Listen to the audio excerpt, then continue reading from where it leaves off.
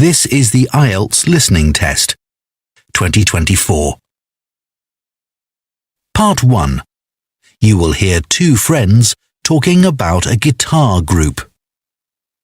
First, you have some time to look at questions 1 to 6.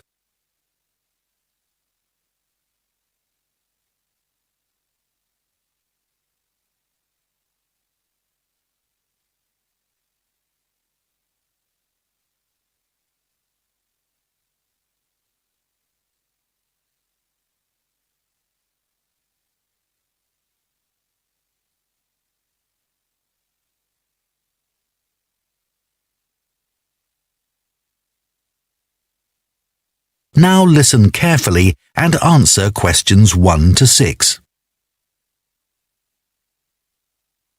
Hi, Coleman. How are you? Good, thanks. I wanted to have a chat with you because our friend Josh told me that you've joined a guitar group and it sounds interesting. I'd really like to learn myself. Why don't you come along? I'm sure there's room for another person. Really? So, who runs the classes? He's called a coordinator. His name's Gary Matheson. Let me note that down. Gary... How do you spell his surname? It's Matheson.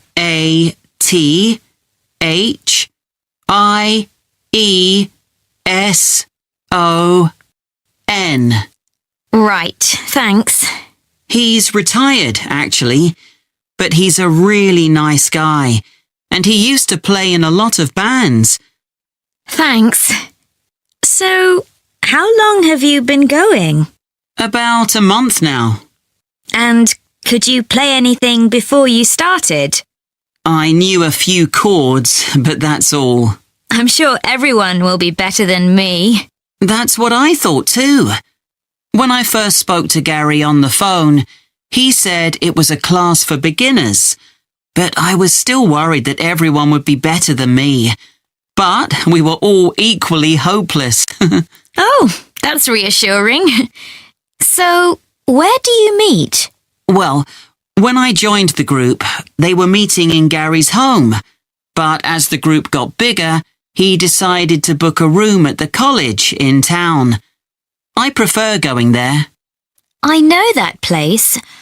I used to go to tap dancing classes there when I was at secondary school.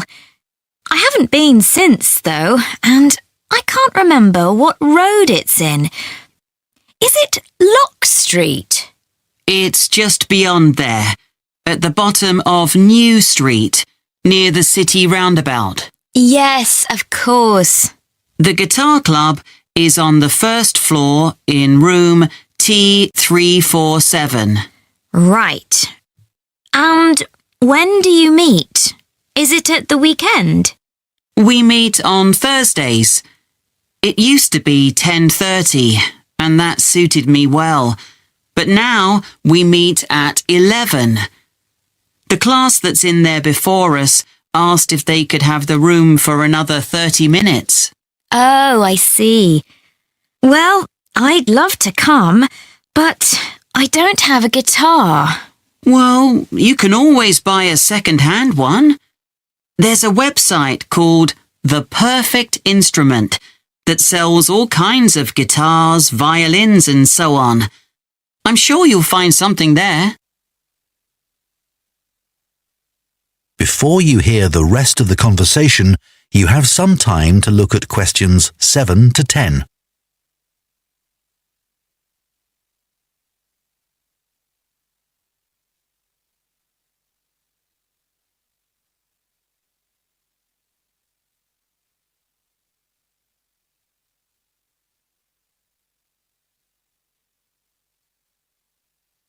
Now listen and answer questions 7 to 10.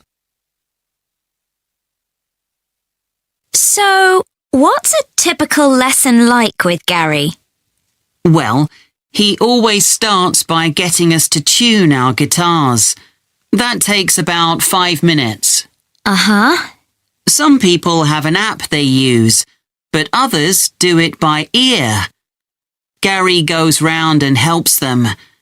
And while he's doing that, he tells us what he's going to do during the lesson. Right. First, we usually spend about 10 minutes doing some strumming.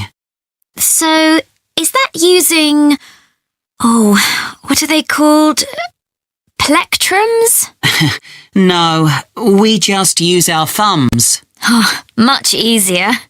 Gary reminds us where to put our fingers for each chord, and then we play them together. Sometimes we all just start laughing because we're so bad at keeping time. So Gary starts clapping to help us. Do you learn to play any songs? Yes, we do at least one song with words and chords. I mean, that's harder than you think. Oh, I'm sure it is. That part of the lesson takes about 15 minutes. He often brings a recording of the song and plays it to us first. Then he hands out the song, and if there's a new chord in it, we practice that before we play it together, but really slowly. Do you do any finger picking? That's the last 10 minutes of the lesson, when we pick out the individual notes from a tune he's made up. It's always quite simple. That must be hard, though. Oh, it is. But people like it because they can really concentrate. And if we're all playing well, it sounds quite impressive. The only trouble is that he sometimes gets us to play one at a time. You know, alone. Oh, that's scary. It is. But I've got used to it now. At the end, he spends about 5 minutes telling us what to practice for the following week. Well, thanks, Coleman. I'll go and have a look at that website, I think. That is the end of part 1. You now have 1 minute to check your answers to part 1.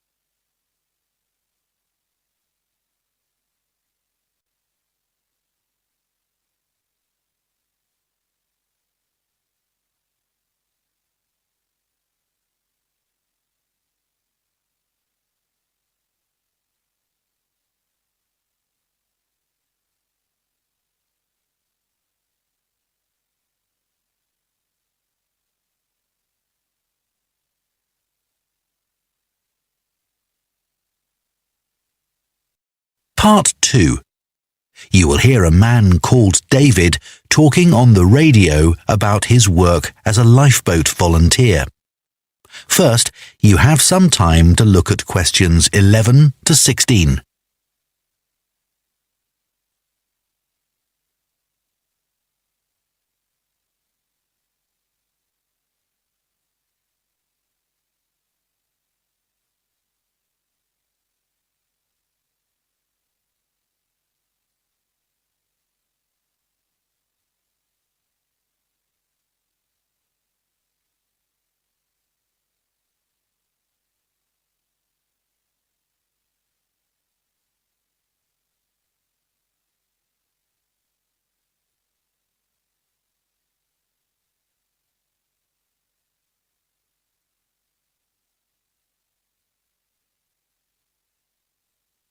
Now listen carefully and answer questions 11 to 16. I never really planned to be a lifeboat volunteer when I came to live in North Sea. I'd been working in London as a website designer, but although that was interesting, I didn't like city life. I'd been really keen on boats as a teenager, and I thought if I went to live by the sea, I might be able to pursue that interest a bit more in my free time.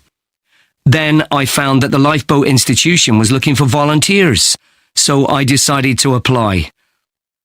The Lifeboat Institution building here in North Sea is hard to miss. It's one of the largest in the country. It was built 15 years ago, with funds provided by a generous member of the public who'd lived here all her life. As the Lifeboat Institution is a charity that relies on that kind of donation, rather than funding provided by the government, that was a huge help to us. When I applied, I had to have a health assessment. The doctors were particularly interested in my vision. I used to be short-sighted, so I'd had to wear glasses, but I'd had laser eye surgery 2 years earlier, so that was okay. They gave me tests for colour blindness, and they thought I might have a problem there, but it turned out I was okay. When the Coast Guard gets an alert, all the volunteers are contacted and rush to the lifeboat station. Our target's to get there in 5 minutes. Then we try to get the boat off the dock and out to sea in another 6 to 8 minutes. Our team's proud that we usually achieve that. The average time across the country's 8.5 minutes. I've recently qualified as what's called a helmsman, which means I have the ultimate responsibility for the lifeboat. I have to check that the equipment we use is in working order.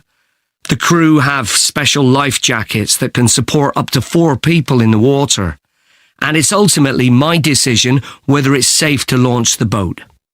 But it's very rare not to launch it, even in the worst weather. As well as going out on the lifeboat, my work involves other things too. A lot of people underestimate how quickly conditions can change at sea, so I speak to youth groups and sailing clubs in the area about the sorts of problems that sailors and swimmers can have if the weather suddenly gets bad. We also have a lot of volunteers who organise activities to raise money for us, and we couldn't manage without them. Before you hear the rest of the talk, you have some time to look at questions 17 to 20.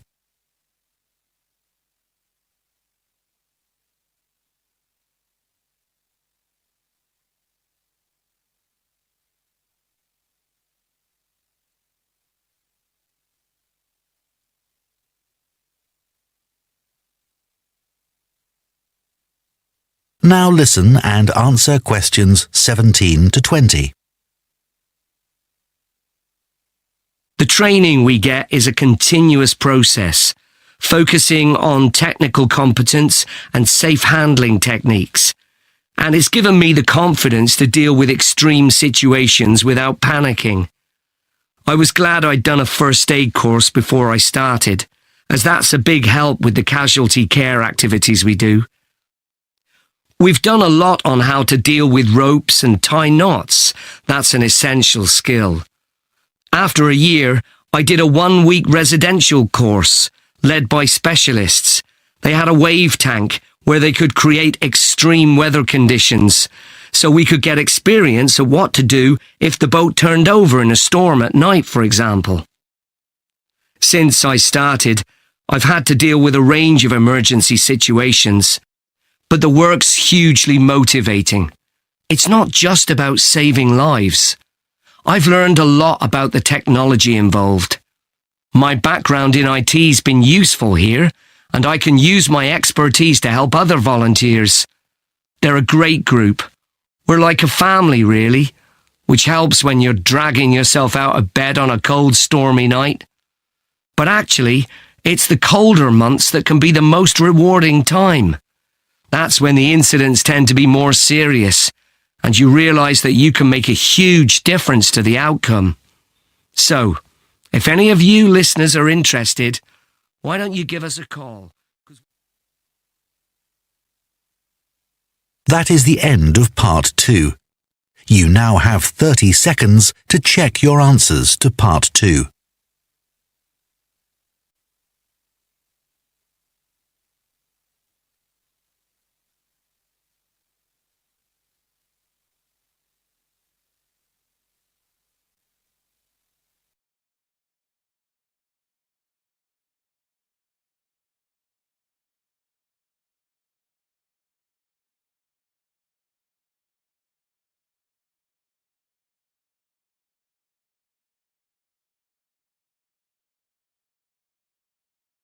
Part 3.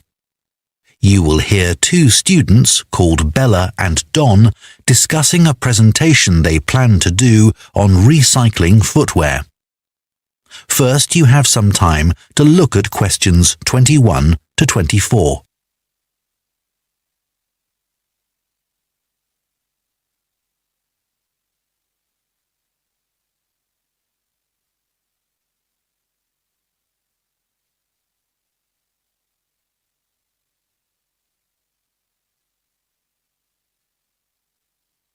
Now listen carefully and answer questions 21 to 24.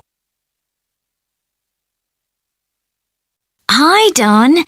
Did you get the copy of the article on recycling footwear that I emailed you? Yeah, it's here. I've had a look at it. So, do you think it's a good topic for our presentation? Well, before I started reading it, I thought recycling footwear. Well, although it's quite interesting, perhaps there isn't enough to say about it, because we put shoes in recycling bins. They go to charity shops, and that's about it. But there's much more to it than that. I realise that now, and I'm keen to research the topic more. That's great. One of the things I didn't realise until I read the article was just how many pairs of trainers get recycled. Well, a lot of young people wear them all the time now. They've become more popular than ordinary shoes. I know. I guess they are very hard wearing. But don't they look a bit casual for school uniform? I don't think they're right for that. Actually, I think some of them look quite smart on pupils. Better than a scruffy old pair of shoes. So, do you keep shoes a long time? Yes, though I do tend to wear my old pairs for doing dirty jobs like cleaning my bike. I must admit, I've recycled some perfectly good shoes that haven't gone out of fashion and still fit, just because they don't look great on me anymore. That's awful, isn't it? I think it's common because there's so much choice. The article did say that recent sales of footwear have increased enormously. That didn't surprise me. No, but then it said that the amount of recycled footwear has fallen. It's 6% now, compared to a previous level of 11%. That doesn't seem to make sense. That's because not everything goes through the recycling process. Some footwear just isn't good enough to resell for one reason or another and gets rejected. Before you hear the rest of the discussion, you have some time to look at questions 25 to 30.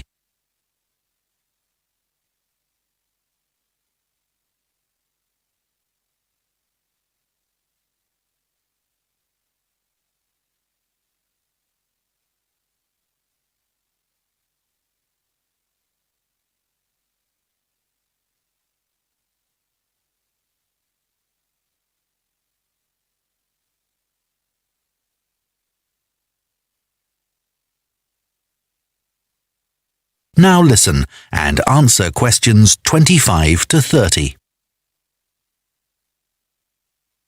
So, let's find some examples in the article of footwear that was rejected for recycling.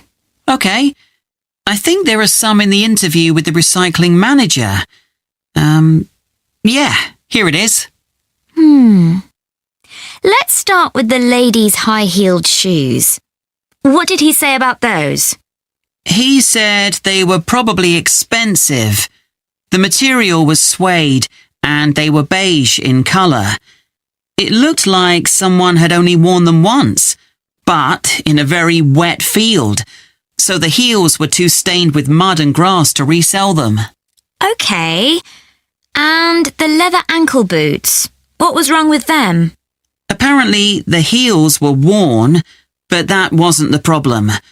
One of the shoes was a much lighter shade than the other one. It had obviously been left in the sun. I suppose even second-hand shoes should look the same. Sure. Then there were the red baby shoes. Oh, yes. We're told to tie shoes together when we put them in a recycling bin, but people often don't bother. You'd think it would have been easy to find the other, but it wasn't. That was a shame because they were obviously new. The trainers were interesting. He said they looked like they'd been worn by a marathon runner. Yeah. Weren't they split? Not exactly. One of the soles was so worn under the foot that you could put your finger through it.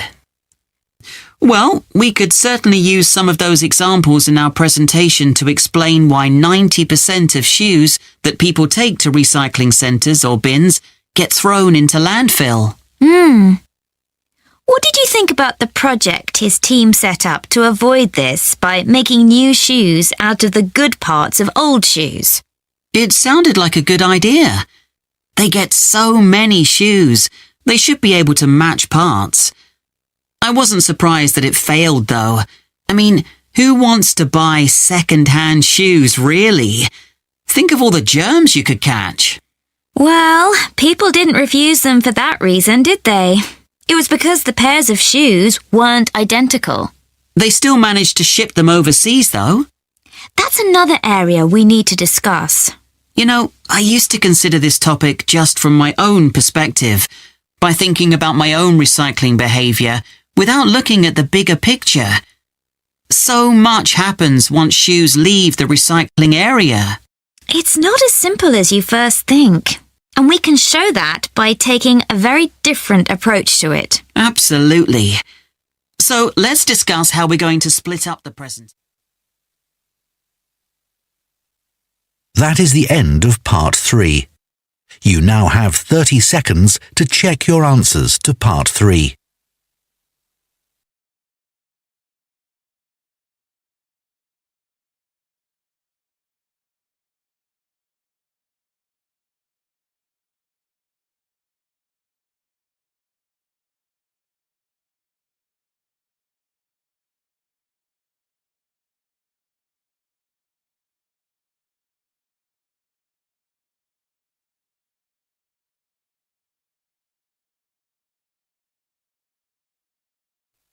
Part 4. You will hear a zoology student giving a presentation about an animal called a tardigrade. First, you have some time to look at questions 31 to 40.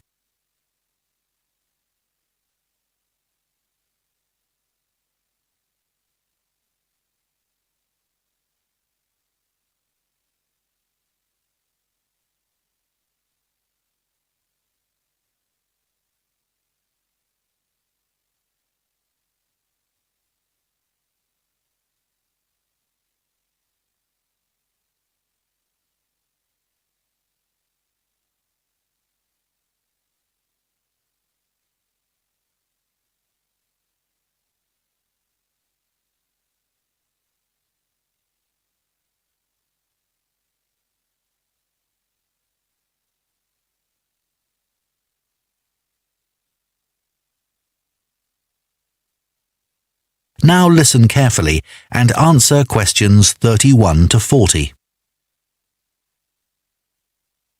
For my project on invertebrates, I chose to study tardigrades. These are microscopic, or to be more precise, near microscopic animals. There are well over 1,000 known species of these tiny animals, which belong to the phylum Tardigrade. Most tardigrades range in length from 0.05 to 1 millimetre, though the largest species can grow to be 1.2 millimetres in length.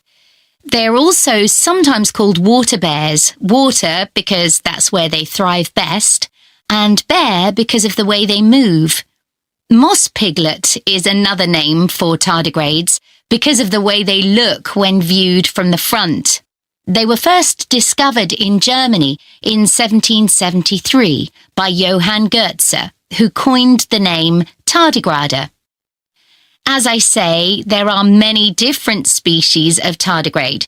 Too many to describe here, but generally speaking, the different species share similar physical traits.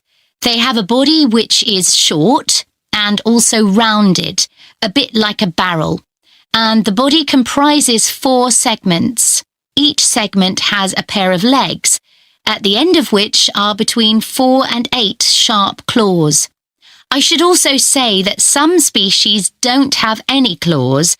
What they have are discs, and these work by means of suction.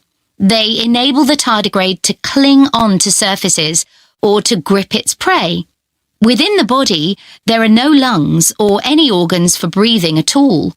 Instead, oxygen and also blood are transported in a fluid that fills the cavity of the body. As far as the tardigrade's head is concerned, the best way I can describe this is that it looks rather strange, a bit squashed even. Though many of the websites I looked at described its appearance as cute, which isn't exactly very scientific. The tardigrade's mouth is a kind of tube that can open outwards to reveal teeth-like structures known as stylets. These are sharp enough to pierce plant or animal cells. So, where are tardigrades found? Well, they live in every part of the world, in a variety of habitats, most commonly on the bed of a lake, or on many kinds of plants, or in very wet environments. There's been some interesting research which has found that tardigrades are capable of surviving radiation and very high pressure, and they're also able to withstand temperatures as cold as -200 degrees centigrade, or highs of more than 148 degrees centigrade, which is incredibly hot.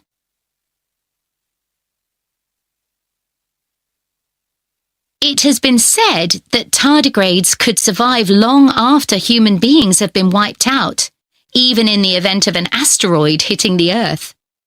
If conditions become too extreme and tardigrades are at risk of drying out, they enter a state called cryptobiosis. They curl into a ball called a tun, that's TUN, by retracting their head and legs, and their metabolism drops to less than 1% of normal levels. They can remain like this until they're reintroduced to water, when they will come back to life in a matter of a few hours. While in a state of cryptobiosis, tardigrades produce a protein that protects their DNA. In 2016, scientists revived 2 tardigrades that had been tuns for more than 30 years.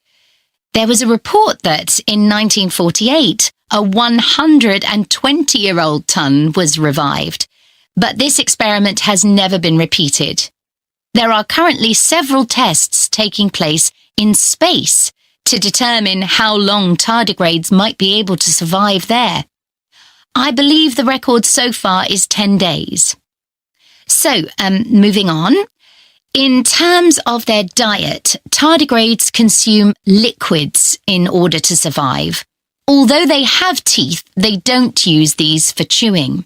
They suck the juices from moss or extract fluid from seaweed. But some species prey on other tardigrades, from other species or within their own. I suppose this isn't surprising, given that tardigrades are mainly comprised of liquid and are coated with a type of gel. Finally, I'd like to mention the conservation status of tardigrades. It is estimated that they have been in existence for approximately 500 million years, and in that time, they have survived 5 mass extinctions. So it will probably come as no surprise to you that tardigrades have not been evaluated by the International Union for Conservation of Nature and are not on any endangered list. Some researchers have described them as thriving. Does anyone have any questions they'd like to ask? That is the end of part 4.